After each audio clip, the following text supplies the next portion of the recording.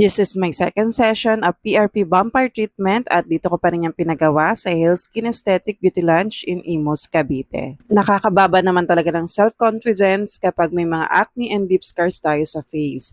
I get active acne simula nung gumamit ako ng face mask, makeups at laging puyat. Sharing my second session of PRP Vampire Treatment at ang laki ng improvement sa face ko. Yung mga active at malalaking acne nawala na at dark spot na lang. You should try this and trust the process.